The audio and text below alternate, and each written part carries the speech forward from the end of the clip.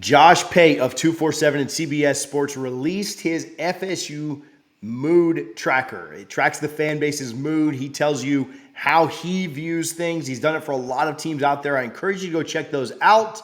We're going to tell you today what he got right, what he got wrong, and what we believe the true mood of this FSU fan base is. Richie, let's jump into it and let's get after it. I thought Pate was pretty spot on with a lot of what he said. Do you think Pate missed on anything here? Can you give us a quick update on your thoughts hearing Pate break down the FSU fan base's mood? I thought he was actually pretty spot on, TJ. He mentioned how Mike Norvell did it the right way, right? He came in, he didn't say, "Hey guys, from day one, I'm gonna get this thing fixed right away." Kind of the mistake Willie Taggart made, where he said, basically without saying it, promised the program will be back immediately. Pate, noted that Mike Norvell said, it might take a little time, and he's built it the right way, right? Obviously, I think we'd love to see more recruiting at the high level, at the high school level, but he's used the portal to his advantage, and Pate noted that, and that's huge. But yeah, he talked about how Florida State fans are very excited, but he also noted we have a reason to be excited, and I think that's very accurate. I didn't have a problem with a lot of what he said. How about you? Yeah, I thought it was pretty spot on. I really liked how he went in depth. He mentioned that old song by John Anderson. We'd play here if YouTube wouldn't copyright us, but which I'm still trying to get the folks over at FSU to play that during a game. I'm this close. So Caleb Swan, we're looking at you. But he mentioned that old song, "Blow Blow Seminole Wind," and it talked about like the mood rising and starting to get excitement. And he really talked about how Florida State can go out and back it up. And he talked about what September looks like and then what the rest of the schedule looks like. And I think breaking that down and breaking down what the rest of the schedule looks like, direct quote from Pate, he said, if they get through September unscathed, or whether they get through September unscathed or not, this is kind of true, they won't go through the rest of the year thinking that they're going to lose at all. They're going to be a favorite, and they're going to be the team that should win in the remaining 8 games on the schedule. And if that's the case, and Florida State is able to handle its business in September, by handling their business, I think they need to split the big games. They need to come out of September 3-1. Obviously, 4-0 would be fantastic and beautiful, but if they can handle their business and come out of September at 3-1, they should be able to make a definite run at some special things that we all think they should get pretty close to making a special run at. Richie, I want to ask you, if you had to describe the fan base in one way, I've got my word or phrase or kind of idea, thought that I'll talk about in just a minute, but how would you describe FSU's fan base's mood right now? I think as a whole, there's 2 phrases I'd say. 1, excited, and 2, cautiously optimistic. And I think that's where the majority of the fan base is. You have those on the extreme end that are like, oh, yeah, we're definitely going to the playoff. It's playoff or bust.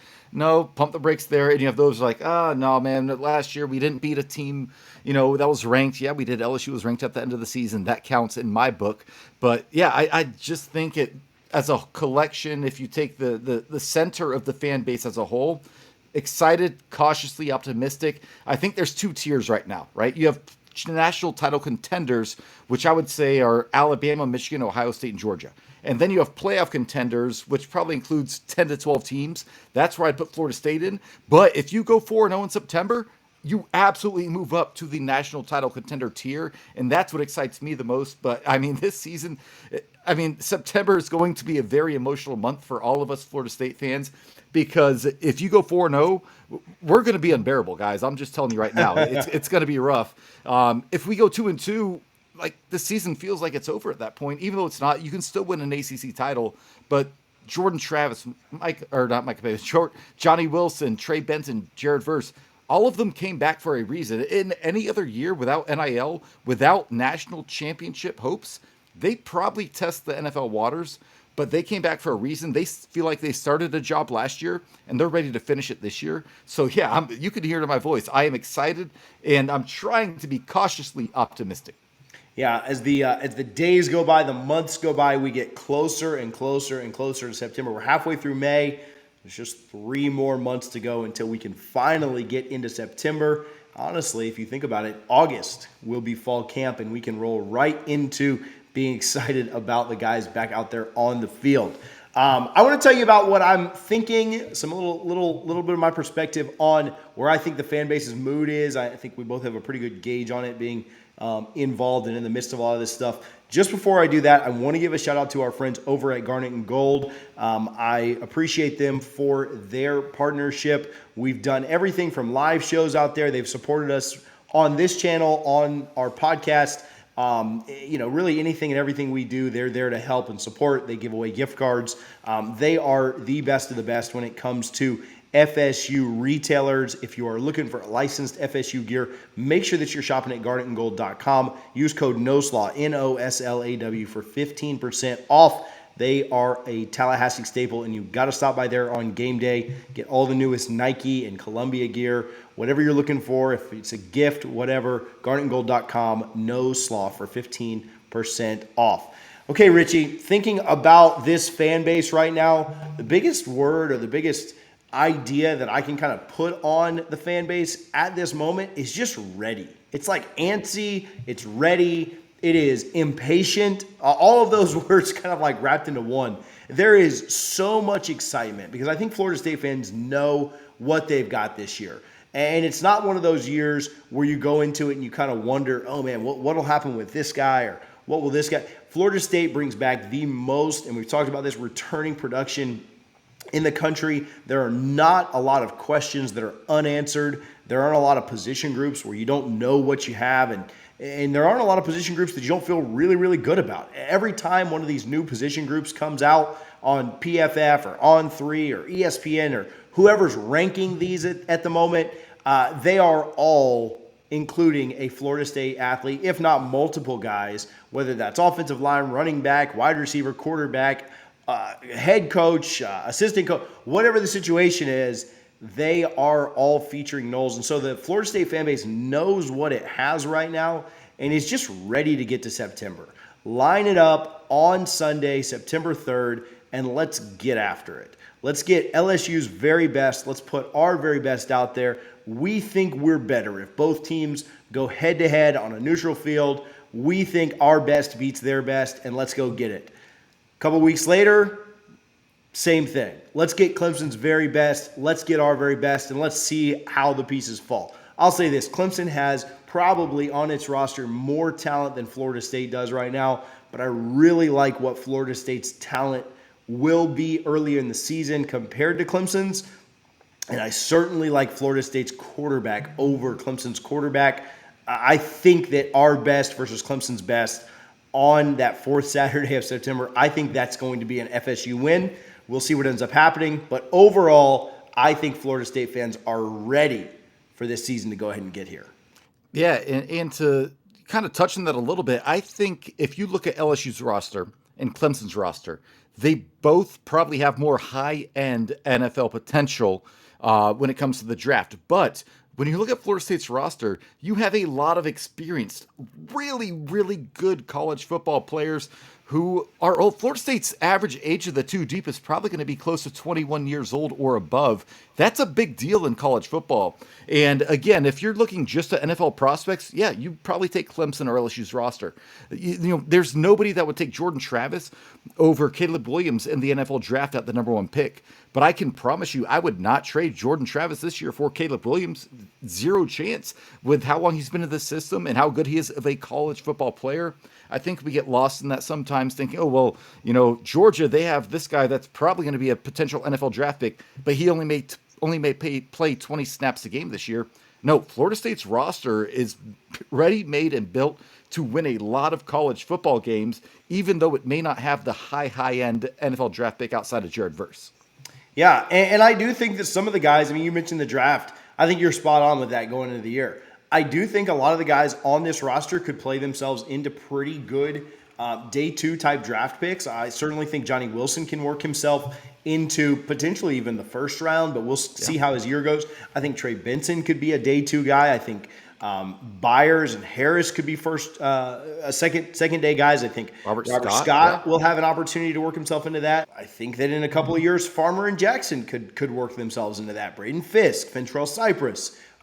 We'll see. I look at Tatum and Kalen as guys that'll get drafted. I'm not sure exactly where, but I do think that those guys could end up being drafted. Renardo Green, I think, is a guy that could work himself into getting drafted. I don't know that it'd be a day 2 guy or what. He's got some time to go. But I really think that there's a lot of talent on this team, but there's a lot of young talent. There's a lot of talent that still needs to come out and prove itself. Last year was a really, really nice year. You have to go out and build on it. And like Richie said, you come out in September and you end up September 2-2, there's going to be a lot of disappointment there. There's going to be a lot of upset. There's going to be a lot of just negative feelings. But I do have a lot of confidence in this staff to get the team to continue to buy in and continue to work, because the first goal truly is to win a state championship. The second goal is to win an ACC championship. And you can go 2-2 in September and still do both those things very, very easily. You should absolutely still beat Miami and Florida this year. You should beat those teams to sleep. Should not be close. And then you should go out and win the rest of your ACC games and end up in Charlotte with a rematch against Clemson. And so if I offered you right now, and maybe this is a different video for a different time, so don't answer it, but it is an interesting thought. If I offered you right now, hey, you're going to go 12-2, but you're going to finish the season on a 9-game winning streak, winning in Charlotte to hoist the ACC championship, and you're going to beat both your rivals to sleep, I know that we all want to go to the playoff, and I know that we all want to win a national championship this year, but it would at least give you pause. 12-2 with an ACC title, a win over Clemson in Charlotte, beating both your rivals. You're probably finishing top 5 in the country with that record. Now, I don't think you're making the playoff. I don't think you can sneak in at 12-2, but I think there's a chance you could. But you are going to finish top 5 in the country, and I think a team that won just 3 games 3 years ago should consider taking that. Now, nobody's going to take it, because you're going to say, like, hey, let's roll the dice. Let's get 3-1 out of September. But those are the 2 scenarios we're talking about here, guys. Like, that's where we're at. We're not talking like, oh, man, would you rather go 7-5 with wins over your rival? No. Would you rather go 12-2 or 13-1, right? Like that. That's where we're at right now. And so I think it's exciting. I think there's a lot to be excited about, but I do think the fan base is ready. Richie, how do you want to wrap this up? What you got? Yeah, I'm just excited. That September 3rd cannot come soon enough. I work with a doctor who's an LSU grad, and we talk every time I see him at the hospital. We are talking about this game. And Florida State, LSU had amazing ratings last year, being the only game on TV. It's going to be a lot better this year. Both teams will be ranked in the top 7, I would guess, preseason poll. It's going to be a heavyweight bout at Camping World Stadium in my backyard in Orlando, Florida. I am so excited and cannot wait, and that is going to set the tone for the season. Win the game, man, we're going to be on top of the world, but even if you drop that game, go into Death Valley a few weeks later and beat Clemson, and all your goals are still on the table. I cannot wait. You get one mulligan this year. That's the good thing about the schedule. Even though it's an easy schedule, you get a mulligan, right? Whether you lose to LSU or Clemson, if you win that ACC title game and you're 11-1 heading into the selection show, I don't think they're leaving Florida State out. I think they're going to put us in there, and it's just exciting. I've not been this excited about an offseason for Florida State since 2017. I know that didn't end the way we wanted it to. There's a lot of reasons, and that's probably a 2-hour podcast itself. But yeah, if you're a Florida State fan and you're excited, good, you should be, because this is going to be a fun season. We should have tailgate tickets dropping this week. We'll throw them, if they've dropped by the time this video airs, we will throw them in the description. If they haven't, they'll be on Eventbrite. You can just search Double Fries No Slaw. Get you some tailgate tickets to the LSU game. We will be up at Clemson as well. Richie, I don't know if you're making that trip, but I'm going up to Clemson this year. So excited for that. Excited to hang out with you guys. Again, appreciate our friends over at Garnet and Gold. Appreciate you guys for watching. Put out a video earlier this week on Florida State and Clemson with the upcoming ACC meetings, what may or may not go down there with revenue sharing and the like. You can click the video on the screen to watch that right now. We'll talk to you guys soon. Go Noles.